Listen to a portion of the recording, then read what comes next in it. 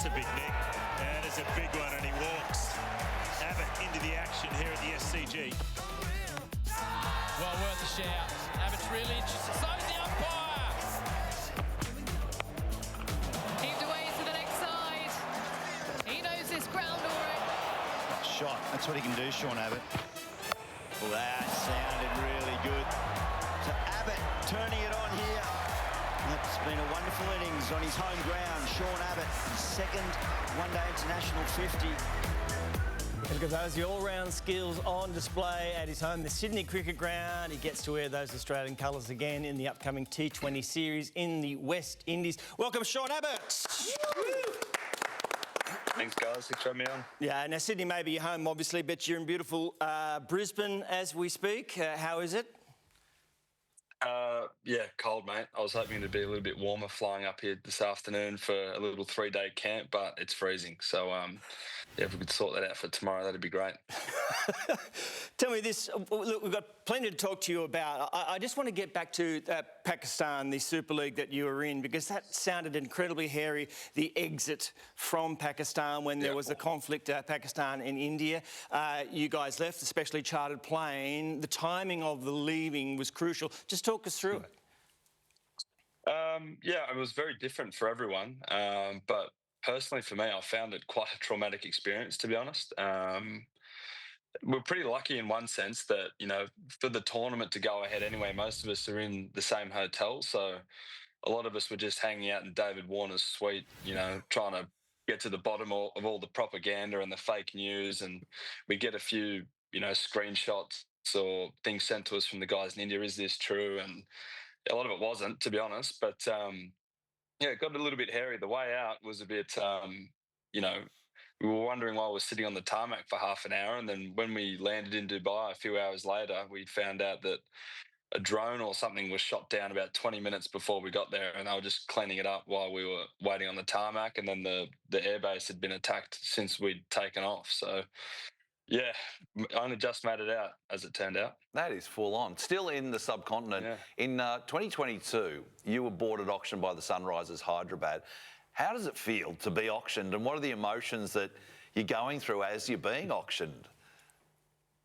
Yeah, I mean, it was obviously a surreal experience just to be, you know, involved in the IPL. That was the second time I'd been involved, and yeah, the first time was a number of years before that in 2015 with RCB, and you know, it's certainly a hit to the senses or a shock to the senses playing in the IPL. It's incredibly loud, and we've all seen it on TV just how much the fans enjoy it. But the whole draft itself, or the auction, sorry, itself is a pretty cool experience. I'd be lying if I didn't say I stayed up all night watching it, hoping my name would get called out. But yeah, I was ecstatic. The chance to go and play in the IPL,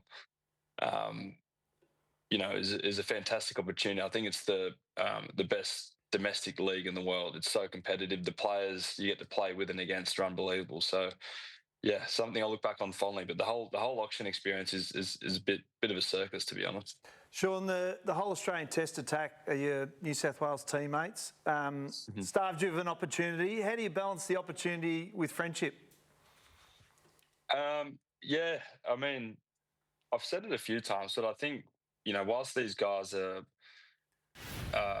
unbelievable at what they do, they've been so good at being able to stay on the park for a number of years now. They're so giving with their time when they're back at training with the Blues, or, you know, if I harass them at, you know, Australian training, you know, they're always willing to help, give their time. You know, so I've always been grateful for that. There's certainly been times when, you know, I've been at training, I was like, man, I just need to go and just kick Starkey in the shin here or something and give him a couple of weeks off just so I can get a game. So it feels like you're going really well, and it just feels, sometimes it can feel like you're so far from getting a game because these guys are so good at what they do. Sean, you have seen the Sam Constas story from close range at New South Wales. It's a story like no other, isn't it? I mean, the whole country was talking about this kid last summer. Tell us about it. Who is he and what is he? Sam Constas is an absolute hooligan, if I, you know, do say so myself. He, when I was down, I ran drinks for the Boxing Day test last year, and I had to go downstairs for something, and I missed a couple of balls, and they were the first couple of ram shots he played, and all of us in the room, in the change room, were stunned. I remember the look on Mitchy Marsh's face, what's going on here?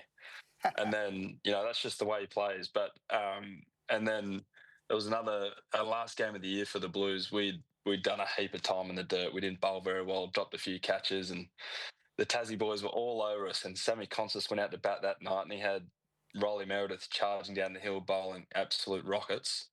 And first ball was Sammy's halfway down the wicket, slapped him through cover, and then chased him back to his mark, walked him back to his mark. So I think that's just what he needs to get himself in the contest. But to his credit, I've seen him away from the cricket field now. I've had a little bit of experience with him, and he came up to me and asked me if my family. We were after the SCG Test match last year, after the fifth Test against India. All the families were out in the ground, and he came up and asked if that was my parents that were standing close by that I was talking to, and he went over and spoke to them for half an hour, 45 minutes, and he was like that with everyone's families. So he's an incredible young man, even though his cricket sometimes can be a bit, jaw-dropping. Sean, just quickly, you mentioned before playing in the IPL and being the best domestic competition in the world and the guys you get to play against. As a bowler, who are the batsmen across the world or Australian that keep you awake at night? That's a great question, because I just saw today that Nicholas Pooran has retired from international cricket, and he's one we've had in bowlers meetings before where it's like, okay, he's probably one where things can really get out of control and we may not have many options. So to be going to the West Indies to play those guys in a T20 series and have him retire, I think that was a sigh of relief today. So he's one. Heinrich Klaassen's another one. I think one of our last one-day games against him before the last World Cup, he took us down. I can't remember how many runs they scored in the last 10 overs, but I think it was close to 200. Like, it was something ridiculous. I didn't know batters could do that. So those are probably the two that stick out for mine. Sean, every cricketer is an unbelievable golfer, and I remember Warnie in Priority used to pick up the golf clubs, then the packet of ciggies, then the cricket bag, in that order. Have you caught that bug? Are you the golfer as well?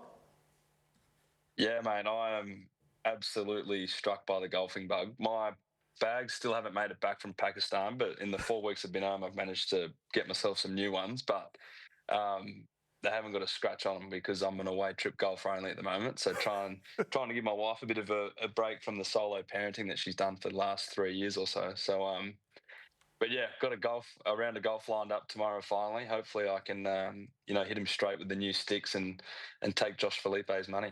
I love it, Sean Abbott. Thank you so much. We could have gone on forever. All the best for the tour to the West Indies. Thanks for having a chat. Thanks, guys. Thanks for having me on. There he is, Sean Abbott. Coming up next, though, our champ of the week. Stick around. Nice work. Yeah.